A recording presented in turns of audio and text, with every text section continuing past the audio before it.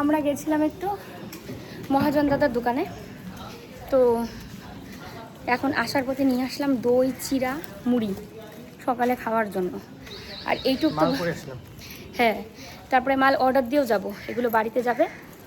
তোমরা এখন পেয়ে যাবে শর্ট নাইটি থেকে শুরু করে বিছানার চাদর, যেগুলো এতদিন তোমাদের আমরা দিতে পারিনি, সেগুলো তোমরা এরপরে প্রতি মাসে এসে মাল করবে। হ্যাঁ, প্রায় অনেক দিন ধরেই কিন্তু আমরা এই ঘরে কন্টিনিউ থাকছি না, তো ওই কারণে এত তেলাপোকার এত ইঁদুরের বাসা হয়েছে, তোমাদেরকে কি বলবো। ঘরে ঢুকেই মানে ইঁদুরের একটা গন্ধ পেয়েছি, ইঁদুর সব চিউচু আওয়াজ করছে, তারপরে এদিক সেদিক দৌড়াদৌড়ি করছে। মিকি বাড়িতে থাকলে তাও এগুলোকে দেখা মাত্রই মানে দৌড়াদৌড়ি শুরু করে দেয়, ওরাও ভয়ে পালিয়ে যায়, কোনো এক সময় মেরেও ফেলে মিকি। তো মিকিও যেমন বাড়িতে নেই, আর ইঁদুরগুলো একদম বেড়েছে সেই। আর তার মধ্যে হচ্ছে তেলাপোকা, ফ্রিজের ভিতরে পর্যন্ত তেলাপোকা। আচ্ছা, ফ্রিজের ভেতরে কেন তেলাপোকা ঢোকে আমি তো এটা বুঝি না, কেমন করে ঢুকতে পারে? ফ্রিজ এত হচ্ছে ঠান্ডা একটাই, তার মধ্যে আবার এত সুন্দর করে সাইড লক টক করা, খুব সুন্দর, তারপরও কীভাবে ঢুকে আমি সেটাই বুঝতে পারি না। এর আগেও যে আমাদের ফ্রিজটা ছিল সেখানেও আমি দেখেছিলাম ছোট ছোট তেলাপোকাগুলো ফ্রিজের ভিতরে ঢুকে যেত।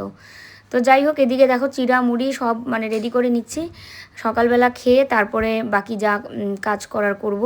তো হাতে তো এই দু তিন দিনের মধ্যেই সব কিছু গুছিয়ে তারপরে নিতে হবে। আমার শুধুমাত্র জিনিসগুলো দেখলেই ভয় লাগছে, মনে হচ্ছে যে গায়ে যেন জ্বর চলে আসছে আমার, যে আমি কিভাবে সব একা হাতে করব। হ্যাঁ, ও করবে, কিন্তু এই যে দুজনেই মানে আমি যেটা বলছিলাম যে 4টা হাত দুজনের, কিন্তু জিনিস হয়ে গেছে এতগুলো যে বাড়ি নিয়ে যাওয়ার একটা যে কঠিন মানে চ্যালেঞ্জ, সেটা হচ্ছে সবচেয়ে বড় একটা আমাদের এখন সামনে পরীক্ষা। তো সেই জিনিসগুলোকে নিয়ে যাব কি করে, এইগুলো ভাবলেই আমার যে কেমন যেন মাথায় খারাপ হয়ে যাচ্ছে। তো এই যে এই কাপড় চোপড়গুলো ধোয়া লাগতো, এর আগে রেখে চলে গেছিলাম কয়েকটা কাপড়, আর জার্নি করে এসছি ওগুলো কাপড়ও আছে। তো এই সব কিছু আর কি এখন ভিজিয়ে দিলাম। সিলিন্ডারটা আমরা জমা দিয়ে দেবো, যেহেতু সিলিন্ডার এখানে নিয়েছিলাম বই করে, একদম মানে যেরকম করে আর কি নেয়, তো সেরকমভাবে আমরা নিয়েছিলাম। তো সিলিন্ডার যে দাদার কাছ থেকে আমরা বুক করেছিলাম আর কি, মানে বই করেছিলাম, তো সেই দাদা এসেছিলো। তো এবার সিলিন্ডারের যে একটা পেপার আছে, সেই পেপারটা আমরা খুঁজে পাচ্ছি না। ওই পেপারটা থাকলে উনি সেটার মাধ্যমে ওকে বললো যে গ্যাসের অফিসে গিয়ে জমা দিতে, আর হচ্ছে একটা টাকা পাবা মনে হয় না, একটা অ্যামাউন্ট পাবে আর কি ও গ্যাসের সিলিন্ডারটা জমা দিলে। তো যাই হোক, এতক্ষণ খোঁজাখুঁজি করলাম দুজনে মিলে, কোনো জায়গায় পেলাম না। মানে এটা বলেছে যে যত্ন করে রাখতে, নিশ্চয়ই যত্ন করেই রাখা হয়েছে, কিন্তু কোথায় রেখেছি সেখানে হাত পড়ছে না, সেখানে আমাদের হাত পড়ছে না, এটাই হচ্ছে ব্যাপার। তো এবার ওই কাপড়গুলো ভিজে রেখেছিলাম, সেগুলো ধুয়ে গিয়ে মেলে দিয়ে আসি। রোদ তো নেই, হাওয়াতে যতটুকু শুকায়, আর বেশ হাওয়া আছে ছাদেও। আর খাবো আজকে, ও বলছে আজকে কষ্ট করে এসছো, রান্নাবান্না বাদ দাও, বিরিয়ানি খাই। তো এই জন্য বিরিয়ানি আনতে যাবে।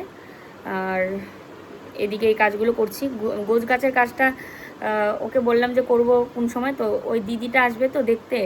তো এবার ওই দিদি আসলে পরে তারপরে হয়তো গোছ গাছ করবো আর কি, সেটাই। মানে কারণ সব কিছু আওলালে একটা কেমন না, একজন আসলে কেমন একটা আওলানো থাকবে সব কিছু, এটার জন্যই আর কি।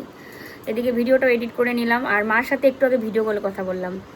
মানে ডেলিভারি বয় এসছে প্রোডাক্ট দিতে, তো মা যেহেতু কথা বলতে পারে না, তো ওই জন্য কেউ মানে যারা প্রোডাক্ট দিতে আসে আমাদের বাড়ি চিনে, আমাদেরকে চেনে।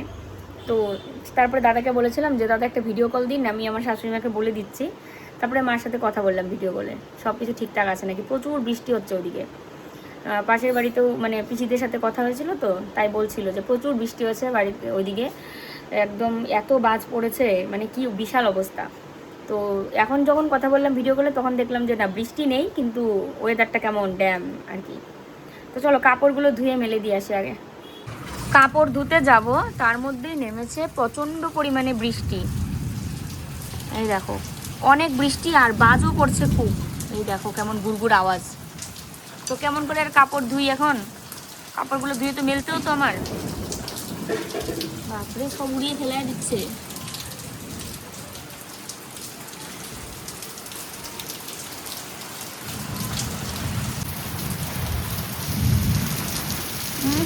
পুরো ঝড়ের বেগে বৃষ্টি হচ্ছে। আমি যখনই ওর সাথে বলছি যে কিভাবে কি করবো গো এত কিছু সব, তারপরে ও কিন্তু একটা কথাই বলছে, আরে আমি আছি না, দুজনে মিলে দেখবে। মানে এই জিনিসগুলো দেখতে পাচ্ছ বেশি, কিন্তু কাপড় চোপড় বাসন কুসন এগুলোই কিন্তু জিনিস আমাদের সাথে যাবে।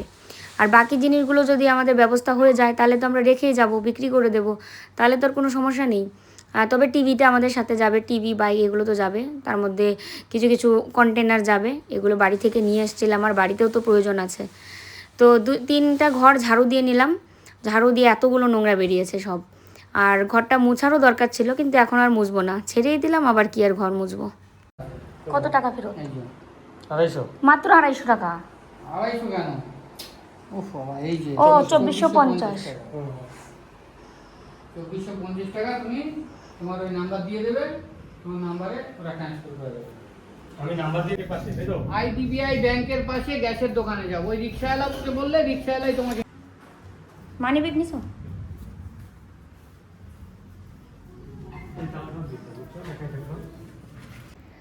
আমি এইমাত্র স্নান করলাম, আর দেখলেই সিলিন্ডার নিয়ে গেল দাদা, যে দাদার কাছ থেকে আমরা সিলিন্ডারের জন্য মানে ইয়ে করেছিলাম আর কি, এবং ওনার কাছ থেকে আমরা নিতাম আর কি গ্যাসের সিলিন্ডার। যাই হোক, এবার ওই সিলিন্ডারটা নিয়ে জমা দিতে গেল, আর আমাদের একটা কাগজ দিয়েছিল, যখন আমরা সিলিন্ডার নিয়েছিলাম তখন একটা কাগজ দিয়েছিল, তো সেই কাগজটাও নিয়ে গেল। এবার ওই কাগজটা জমা দিয়ে এখান থেকে ট্রান্সফার করা হলো গ্যাস আমাদের কোচবিহারে।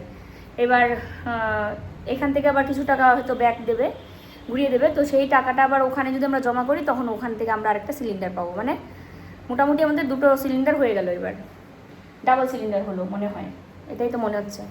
তো যাই হোক, এবার ও গেল, আবার জমা দিয়ে আসার পথে তখন নিয়ে আসবে, যে খাবার নিয়ে আসবে, বিরিয়ানি। এখনও তো খাইনি, আমি স্নান করে মাত্র বেরোলাম, দাদাটাও আসলো আর আমিও বেরোলাম স্নান করে।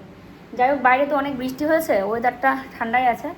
একা একা না ভালো লাগছে না, বারবার শুধু মিকির কথা মনে হচ্ছে, মিকির ঘন্টির আওয়াজ পাচ্ছি, মার কথা মনে হচ্ছে যে ওই ঘরটা তো মা থাকতো, মানে এত যে খারাপ লাগছে আমি বলে বোঝাতে পারবো না। যখনই মনে হচ্ছে যে ফ্ল্যাটটা ছেড়ে দিয়েছি তখন আরও বেশি যেন খারাপ লাগছে। তো এবার অনেকে বলবে যে তাহলে ছাড়ার কি দরকার ছিল, হয়তো 1-2জন বলতে পারো, কিন্তু কি বলো তো, এই যে প্রতি মাসে 8,500 টাকা করে ভাড়া, আবার বাড়ি যাওয়া আসাতে কতগুলো টাকা আমার খরচ হয়। আমি মিকিকে নিয়ে গেলেও টাকা খরচ হচ্ছে, মিকিকে রেখে গেলেও টাকা খরচ হয়, আবার ওকে রেখেও তো যেতে পারি না, কারণ ওকে কেসে রেখে যাব, ভালো কেসে রেখে গেলে সেরকম রেগুলার 500-600 টাকা করে লাগবে রেগুলার। আর আমি তো ওকে একবারই শুধু রেখে গেছিলাম, তারপরে এসে যখন ওর অবস্থা দেখেছি আমি আর রেখে যেতে পারিনি, আমি আমাদের সঙ্গে করেই নিয়ে গেছি। তো সব কিছু মিলিয়েই কিন্তু ফ্ল্যাটটা ছাড়া হলো। আবার যখন আমার যেটা সমস্যা, লাইনিংয়ের প্রবলেম, সেই প্রবলেমটা যখন আমি ট্রিটমেন্ট করে ঠিক হয়ে যাবে তখন আবার হয়তো এই কলকাতায় ফিরে আসবো। যাই হোক, চলো, মায়া তো সব জায়গায় মায়াই লাগে, সব কিছু ত্যাগ করে আসতে হয়। বাপের বাড়ির মায়া যেমন ত্যাগ করে শ্বশুর বাড়ি আসতে হয়, তেমনি যারা এরকম আমার মতো এক জায়গা থেকে আরেক জায়গায় শিফটের ব্যাপার থাকে, আমার তো তাও আমি একবারই শুধু এখানে করেছিলাম, আর যাদের চাকরি শুধু এখান থেকে ওখানে ট্রান্সফার হয় তাদের কতটা কষ্ট হয় তাই ভাবছি। তো চলো, তেল বলছি, ক্রিম আর সিঁদুর দিই, সিঁদুর ছাড়া মুখটা পুরো ফাঁকা ফাঁকা লাগছে। থালা বাসন সব ধুয়ে রেখে গেছিলাম, কিন্তু এখন যাই ব্যবহার করছি সবগুলোই আবার ভিম দিয়ে ঘষে ঘষে পরিষ্কার করছি। আর ও গেছিল একটু আগে, আসলো খাবার নিয়ে। এখানে সালাদগুলো ধুয়ে নিয়েছি জল দিয়ে, আর বিরিয়ানি হচ্ছে মেজবানের, আমরা মেজবানের বিরিয়ানিটাই আর কি খেতাম আগেও, বিরিয়ানি খেতে ভালো, হ্যাঁ খুব টেস্ট হয়, আর লাইনও কি ওখানে প্রচুর মানুষ নেয় ওখানে। অনেকে আছে না যে কাজ থেকে ফিরে আবার রান্না করবে বা কিছু, তখন রাতে লাইন থাকে পুরো, একদম সন্ধ্যার পর লাইন থাকে দোকানটাতে। সন্ধ্যা কি এখনো লাইন? এখনো লাইন, তার মানে দুপুরেও হয়তো অনেকেই রান্না না করে বিরিয়ানি খায় তো, আমাদের মতো পাগলরা। আমরা যেমন রান্না না করে এখন খাচ্ছি। তোমার একটু মেলতে পাবো না, তোমরা শুনলে ক্যামেরা অন ছিল, ঠিক আছে। ঘুম থেকে উঠলো, হ্যাঁ ঘুমাইয়া টুমাইয়া সেই একেবারে সেই ঘুম দিছে, মানে সেই। আমিও শুয়েছিলাম, কিন্তু আমার ঘুম ধরে না, আমি কি করবো, মনে হয় কষ্ট মষ্টে 1 ঘন্টা কি আধা ঘন্টা হয়তো ঘুমাইছি, তারপরে সজাগ হয়ে গেলাম। এখন বাজে 8টা 5 না 10, আমি চা করছি, কিসে করছি তোমাদের দেখাচ্ছি, এই দেখো এটাতে চা করছি। আর ওই সিলিন্ডার তো জমা দিয়ে দিয়েছে, আর কত টাকা দিয়েছে গো জমা দিয়ে? 2450 টাকা জমা দিয়েছে। আর আমাদের যেখানে গ্যাস সিলিন্ডার পাওয়া যায় আমাদের এলাকার, সেখানে ট্রান্সফার হয়ে গেল। এখন আমরা চাইলেই যে টাকাটা ওকে ঘুরিয়ে দিয়েছে এই টাকাটা জমা দিয়ে আমরা আরেকটা সিলিন্ডার নিতে পারবো, তাই না? হ্যাঁ, বাহ, কত সুবিধা হলো, আমাদের ডাবল সিলিন্ডার হয়ে গেছে। তো এই যে এখন আমরা এখানে চা করছি, আমরা বলছি এখানে চা করছি, চিনি দিয়েছি, লবণ দিয়েছি, আদা নেই, আর আলু আর বিস্কুট নিয়ে এসছে। আলু বিস্কুট আর চা পাতা গিয়ে বাজার থেকে নিয়ে আসলো। রাতে হবে আলু সিদ্ধ ভাত আর ডাল সিদ্ধ।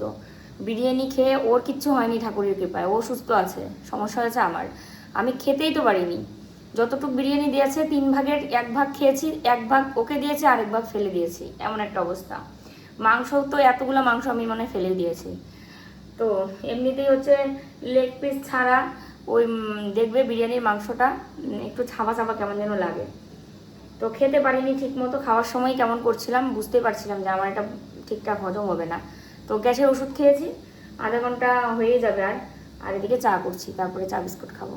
তো দিদি কখন আসে জানি না, আসবে তো বলেছে 8টার পর। আবার 9টার সময় লাইভ রেখেছি, লাইভ যেতে হবে প্রোডাক্ট নিয়ে, কারণ যে প্রোডাক্টগুলো বাড়িতে এখানে আছে তো এগুলো বিক্রি যতটুকু হয় সেটাই পাতলা হলো, হালকা হলো, তাই না?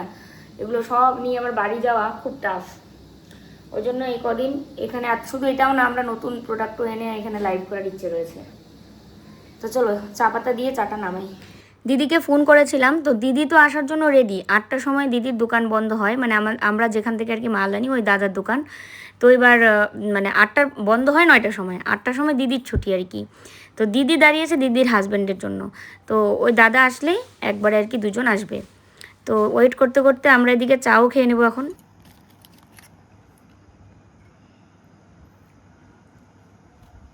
তো এই যে দেখো, এই একটু আগেই দাদা আর দিদি দুজনে আসলো, এসে সমস্ত জিনিসপত্র দেখছে। তো খাট নাকি নেবে না, বলছে 3-4 মাস আগেই আমি একটা স্টিলের খাট নিয়েছি বোন, তাই আমি এখন আর নেব না। তবে বাকি সব জিনিসপত্রই ওনার দরকার আছে, আলমারি, ফ্রিজ, টেবিল, চেয়ার, তার সাথে এই যে ওভেন, তারপরে র্যাক ট্যাক হাবি জাবি অনেক কিছু। তো দিদি আর দাদা মানে দিদির হাজব্যান্ড দুজনে এসেছিলেন, এসে তারপরে জিনিসপত্র কোনগুলো নেবে আমরাও দাম বললাম, ওনারাও দাম বললো। এবার আমরা কি যাচ্ছি বলো তো, অম্বুবাচীর মধ্যে তো জিনিস সরানো, মানে সংসার একটা মানে ঘর ছেড়ে দেওয়া, ঘরের জিনিসপত্র কাউকে দিয়ে দেওয়া, এগুলো মানে ব্রাহ্মণ আছে তো আমাদের ফ্ল্যাটের দোতলায় না 3 তলায়। তো ওই কাকু যাচ্ছিলেন এদিকে, তখন জিজ্ঞেস করলাম, তো কাকু সেটাই বললেন যে এক হলে মানে যেহেতু একটা ইমার্জেন্সি যে ওরাও নেবে আমাদেরও বাড়ি যেতে হবে, তো একটা ধাপ থাকে, প্রথম ধাপ, দ্বিতীয় ধাপ, যেহেতু কালকে শুরু হয়েছে অম্বুবাচী। তো তো সেই ক্ষেত্রে তোমরা শুক্রবার দিন দুপুরের পরে জিনিসপত্রগুলো ছাড়ার আর কি, শুক্রবারে অম্বুবাচী ছাড়ার পরে জিনিসপত্র নিতে পারে, দুপুরের দিকে নাকি ছাড়বে, তাহলে পরে নিতে পারবে। আর নয়তো আগামীকালকে সারাদিন রইলো, আগামীকালকে যে কোনো সময় নিতে পারবে, কিন্তু বৃহস্পতিবারে দেওয়া যাবে না, আর আজকে না, ঠিক আছে? তো সেটাই কথা হলো। তো ওনারা নেবে হচ্ছে ধরো এই যে এই আলমারিটা, একটা এখানে তোষক আছে, এই তোষক, কিছু কিছু জিনিস আমরা এমনিতেও দিয়ে দিয়েছি, এই যে র্যাক, ঠিক আছে, টেবিল দিয়েছি এমনি, তারপরে ওই ঘরের একটা জুতার র্যাক, ঠাকুরের যে হ্যাঁ ঠাকুরের যে মডিউলারটা আছে, এই যে ঠাকুরের মডিউলারটা এটাও, আর এই যে ঠাকুরের একটা মন্দির মানে আসন দেখতে পাচ্ছ, এটা কিন্তু আমাকে একজন দিদি দিয়েছিল। তো দিদি বলেছিল যে এটা যাকে দেবে সে যেন মন্দিরেই করে, মানে সে যেন আর কি ঠাকুরের আসনেই করে, তবেই দেবে, আর নয়তো তুমি এটা কাউকে দিও না। তো আমি সেই কারণে দিদিকে বললাম, দিদি বললো আমি ইট পেতে কাঠের তক্তার মধ্যে রেখে পুজো দেয়।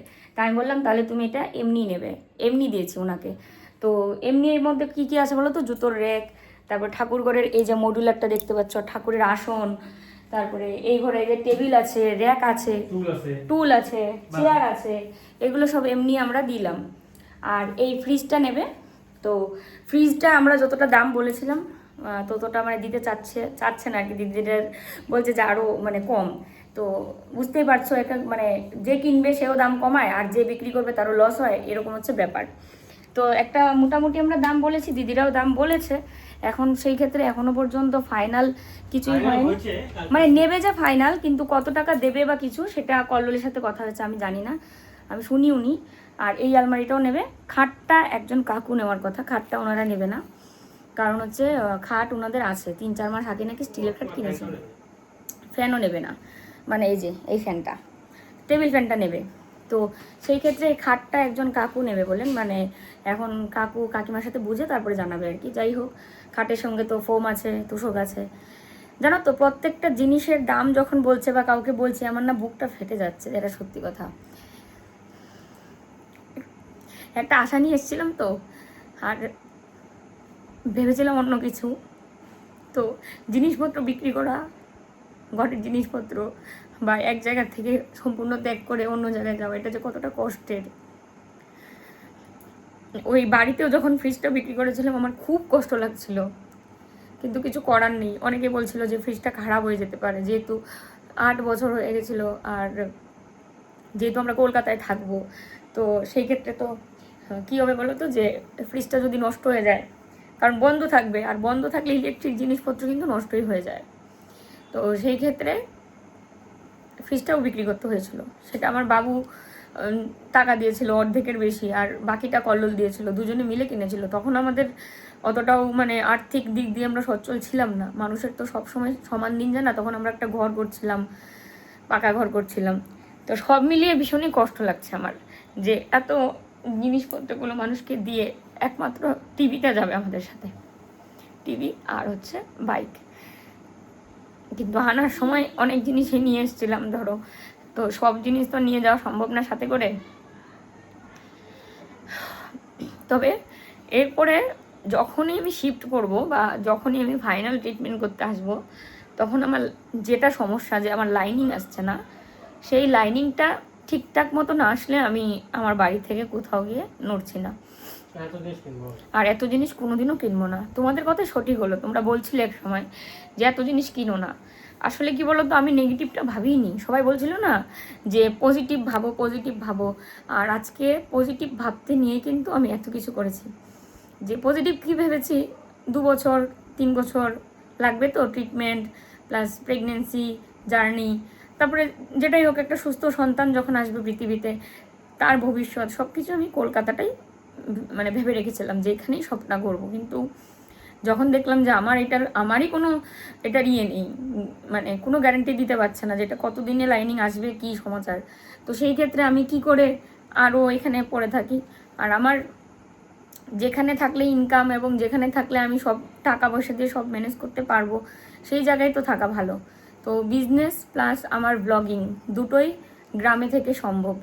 যেমন শহরে থেকে ব্লগিংটা আমি আর পারছিলামই না। মানুষজন এতটাও, যেটা সত্যি কথা আজকে বলি তোমাদেরকে, তোমরা নিজেরাই বলেছো যে শহরের ভিডিও তোমাদের ভালো লাগে না। তো গ্রামের ভিডিওটাও এমন না যে আহামরি সবাই একদম প্রত্যেক দিন আমার 40-50 হাজার ভিউ হচ্ছে, সেটাও না। তবে যতটুকুই হয় সেটা মেনে নিতে পারি। আমি আমার ভিউয়ের পাগল না আমি, কিন্তু যেটা আমার আর্ন হয় আমার সেটা চলে যায়। কিন্তু কলকাতায় 10,000-এর নিচে নেমে গেছিলো ভিউ, আর একঘেয়েমি একটা ভাব। সবচেয়ে বড় কথা ভিউয়ের জন্যও না, মানসিক দিক দিয়ে একটা মাও এখানে ঘরের মধ্যে থাকতে থাকতে উনিও একটা কেমন আচরণ করছিল লাস্টের দিকে, মানে বোঝা যাচ্ছিল ওনার আর ভালো লাগছে না এখানে। প্লাস আমাদেরও, আমরা একঘেয়েমি হয়ে আমাদেরও যেন কেমন একটা মানসিক অবস্থা হয়ে যাচ্ছিল।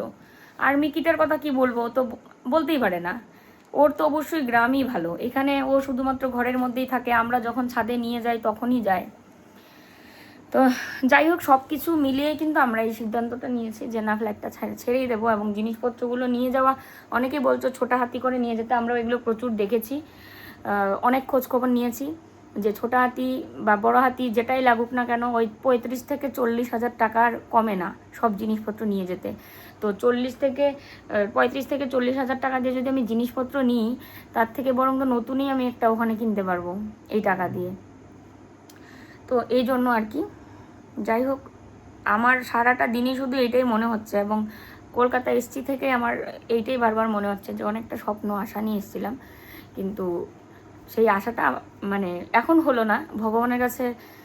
ভগবানের প্রতি আমার বিশ্বাস আছে, আর নিজের প্রতিও আত্মবিশ্বাস আছে। তো দেখা যাক ফিউচারটা কি হয়। আর যদি একেবারে নাই হয় তো সেই ক্ষেত্রে আর কিছু করার নেই, সে আমি আর কি করবো, আমার হাতে তো কিছু নেই। চলো আজকের ভিডিও এখানেই থাক। সবাই ভালো থেকো, সুস্থ থেকো। ফিরে আসছি নতুন ভিডিওর সাথে। আর যদি ওনারা কালকে জিনিসপত্র নেয় তাহলে তো দেখা হচ্ছে তোমাদের সাথে। আজকে লাইভ যাওয়ার কথা ছিল, লাইভ যাওয়ার হলো না। চলো টাটা। এই যে ইন্ডাকশানে রান্না করলাম, ডাল সেদ্ধ, লঙ্কা, পেঁয়াজ, লবণ, একটু সামান্য হলুদ, কাঁচা সর্ষের তেল দিয়ে এটা সেদ্ধ, ডাল সেদ্ধ। আর এখানে করেছি আলু সিদ্ধ ভাত। এটার ভিতরে কিন্তু আলু আছে, হ্যাঁ, এখন খেয়েও নেব।